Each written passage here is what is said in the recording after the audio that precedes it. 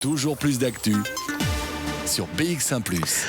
Bonjour Vanessa Lullier. Bonjour Le Fabrice. comité de concertation se réunit donc à nouveau en fin d'après-midi pour évoquer la lutte contre la Covid-19. Il devrait confirmer l'utilisation donc de la nouvelle loi pandémie adoptée au mois de juillet. C'est le fédéral qui reprend la main avec plusieurs pistes de mesures sur la table, puisque concrètement, on va parler avec du conditionnel, puisque la réunion n'a pas encore eu lieu. Concrètement, ça devrait avoir assez peu d'impact sur la vie quotidienne des Bruxellois. Alors a priori, on le sait depuis plusieurs jours, le nombre de cas de contamination augmente donc en flèche. Aujourd'hui, nous sommes à une moyenne de 5300 nouveaux cas sur les 7 derniers jours, soit une augmentation de 75%. Et c'est dans le Limbourg que le taux d'incidence a le plus augmenté, avec une hausse de 180% par rapport à la semaine dernière. À Anvers, le nombre de cas ont aussi doublé. Et cela malgré le haut taux de vaccination de la population en Flandre. Alors vu la flambée, les ministres donc réunis lundi soir ont donc décidé d'avancer le Codeco à aujourd'hui pour ne pas attendre le 1er novembre pour appliquer les nouvelles mesures. Et c'est donc principalement pour la Flandre que le Codeco risque de faire mal. Alors lors du dernier Codeco, il avait été décidé que le masque serait abandonné dans les commerces, l'Horeca, dès le 1er octobre. Et puis Jan Bon, vous l'avez dit, le ministre président flamand, a répété à plusieurs reprises qu'il ne voulait pas mettre en place le CST malgré la demande de certaines communes, notamment celle de la périphérie bruxelloise.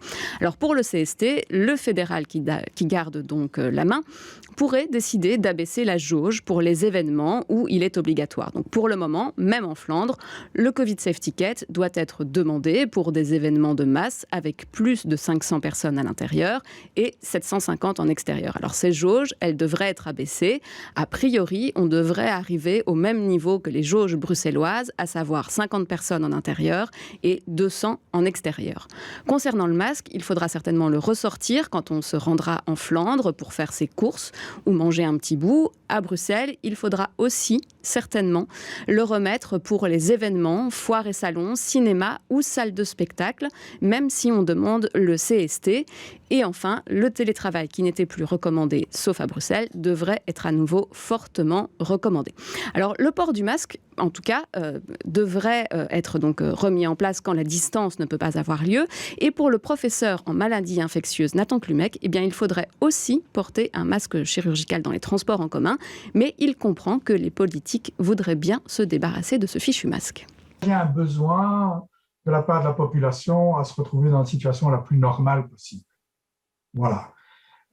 Et pendant des mois, on a dit que lorsque le taux de vaccination allait atteindre 80-85%, eh bien, on serait dans une situation de sécurité et de diminution de transmission du virus.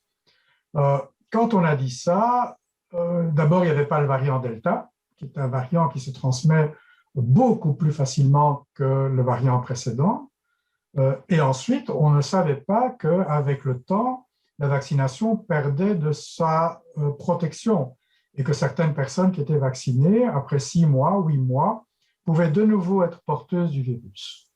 Donc, ces deux circonstances font que aujourd'hui, on ne dirait plus lâcher toutes les mesures parce qu'il y a un taux de vaccination de 85%. On serait plus attentif à certaines circonstances où le risque reste un risque potentiel dans lequel il faut faire attention. Donc les connaissances sur le virus et la vaccination ont donc progressé et on sait maintenant qu'il faut continuer à faire attention dans les lieux fortement fréquentés. Alors, question qui intéresse tous les élèves et surtout tous leurs parents. Vanessa Lullier, est-ce qu'il y a des choses qui vont changer dans les écoles ? Alors depuis plusieurs jours, on parle des fermetures de classes, elles se multiplient. Les ministres de l'enseignement auront une réunion ce mercredi, mais en tout cas on ne parle pas d'allonger les vacances de la Toussaint d'une semaine. Alors par contre, peut-être que le port du masque pourrait revenir dans certaines écoles du secondaire en Wallonie, comme c'est le cas actuellement à Bruxelles. Et pour Nathan Klumec, il serait bon en tout cas de mettre sur pied des plans de ventilation dans tous les lieux où le port du masque n'est pas possible ou dans les classes. Ce qu'il faudrait, c'est vraiment définir une stratégie globale d'implémentation des mesures de ventilation avec la manière de le contrôler, la manière de l'installer, la manière de le financer, avec concertation des acteurs de terrain, avec des partenariats éventuellement pour le financement public-privé.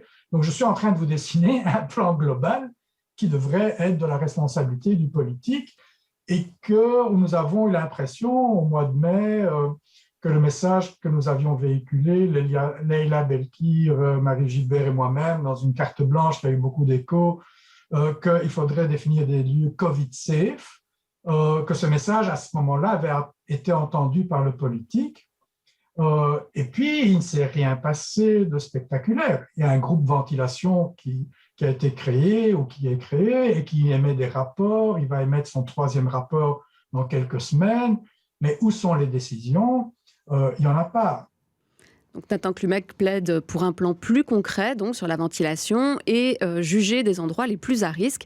Pour lui, porter un masque dans une salle de cinéma avec un grand volume d'air n'est peut-être pas la meilleure des solutions pour lutter contre le virus. Voilà, et on aura la réponse et la confirmation de toutes ces mesures, théoriquement, dans le courant de la soirée, puisque le comité de concertation débute à 16h30. Peut-être qu'il y aura donc une communication aux alentours de 19, 20 heures plus tard.